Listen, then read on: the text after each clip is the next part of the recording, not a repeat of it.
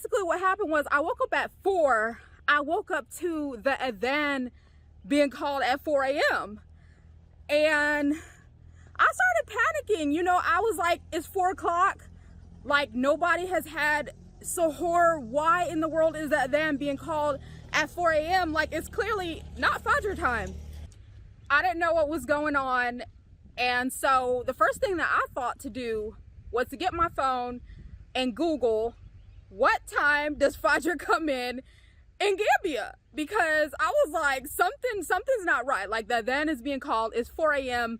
and there's no way Fajr is in. So I Googled, okay, so we basically almost had like almost still 2 hours to eat. So we start eating, and then we're eating, and the adhan goes off again. I want to say that it was like 20 minutes before Fajr was supposed to come in. And well, I'm eating and everything, and I get my phone again, and I'm like, okay, I'm going to search like 2 other websites because I need to make sure that we're not eating and you know, Fajr is in. So I search, okay, what time does Fajr come in Serekunda? What time does Fajr come in Sukuta? What time does Fajr come in Banjul? And like, I'm just doing all these Google searches while we're eating sahur. So sure enough, like, no matter what website I got the info from, like, Fajr should not have been in at the time that we were hearing the adhan being called. So then finally it's actually time for Fajr, and we hear another adhan. And now where we live, I have to say there are multiple masjids. Like, there are at least, I want to say like at least 3 or 4 masjids where we can actually like hear the adhan being called. But the adhan that we were hearing was coming from the same masjid. It was coming from, it was the same voice coming from the same area, you know. So I'm like, okay, what the heck is going on?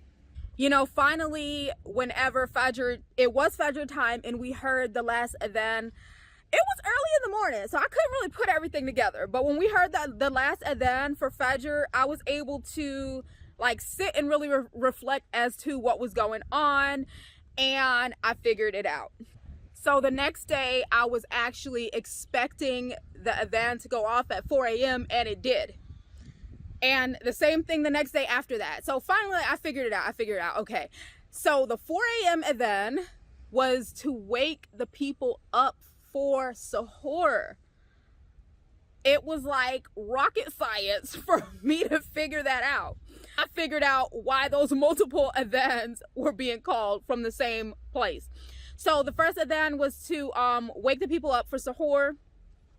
The second adhan was my children started calling it the warning adhan. Okay, it's funny, but it's not funny. But yeah, my children started calling the second adhan the warning adhan, because that was like the adhan to let everyone know that Fajr was approaching. So everyone is approaching the time for you know, sahur to be over, and Fajr is actually coming in. The third adhan was the final adhan, the real adhan, to let us know that Fajr was in and the eating was finished. So, you know, that was very interesting. That was a very interesting experience for all of us. I had a lot of panic going on in the morning, trying to figure out, why are these multiple adhans being called, and are we eating, and we're supposed to, you know, it was just really confusing. It was really confusing. But yeah, so we had to get used to that. And even though we've almost been here for 6 months, we're still getting used to things. You know, the blackouts. You definitely get used to the blackouts, but when it doesn't happen, when a long period of time goes by and a blackout doesn't happen, you will forget that they actually happen. This morning I had planned to have this wonderful smoothie for sahur. I had everything taken out. I actually was gonna make a V8 smoothie. If you've been watching, you already know that I'm a healthy foodie, you know. But so I had my lettuce, I have my carrots cut up, and my banana in the blender, and I literally was about to put the water and start blending, and the power went out. So I was just standing in the kitchen with my cell phone in the dark, looking at the blender like, oh, what am I gonna eat? I actually I didn't make a backup plan because the power hasn't went out in so long here in Gambia, I actually forgot that the power can go out at sahur time, you know, so I definitely wasn't prepared for that. So the kids started asking me, what are we gonna have for sahur? You know, I was planning on making some eggs. I was gonna make eggs, and I'm always gonna make eggs, but we eat a lot of eggs in my house. I can't remember what else at this point. I can't remember what else I was going to cook for the kids. A loop, and then finally, like, I remembered that grandma had bought the kids some Fruity Pebbles, and I said, okay, you know, you guys could just have Fruity Pebbles this morning. You know, so that actually came in handy. That came in handy, you know, as an emergency sahur for the kids. And for myself, I just ended up having like some coffee and a banana, and I'm hoping to be able to have that smoothie for iftar tonight. The blackouts don't happen all the time. You know, so yeah, you know, time will go by. A long period of time can go by, you know, like even weeks that you don't experience a blackout. And then, you know, you'll kind of forget that it happens and not be prepared. And so that happened to me this morning. That's my fault. I actually didn't think about having like backup sahurs for the mornings that we have blackouts. But now, inshallah, I will be better prepared, and I will remember to make those, to have like the backup sahur on the mornings that I'm not able to cook. So yeah, cereal does come into place. Fruity Pebbles is not the healthiest thing, but yeah, you have to let kids be kids and allow them to balance the healthy and the unhealthy so that they can have a healthy relationship with food and not diet when they become adults. But yeah, so the kids had those Fruity Pebbles, and that kind of saved the morning this morning. But you know, I just kind of like laughed back as the time went by. I was standing there. So in Gambia, whenever you do experience a blackout, like, well, for me, I'll speak for myself. When I experience a blackout here in Gambia, I'm literally standing in the dark, and it feels like the blackout is going to last forever. I don't know if I'm just dramatic, but when it initially happens, it feels like the blackout is just gonna last like for a really long time. And then sometimes the power's not out for that long. Like sometimes it comes right back on, you know, maybe even like 20 or 30 minutes, and sometimes it is out for a while. But yeah, so that's what happened this morning. But you know, since the power was out this morning, we went out after having the sahur, myself and my daughter Zainab, and we went up to the rooftop.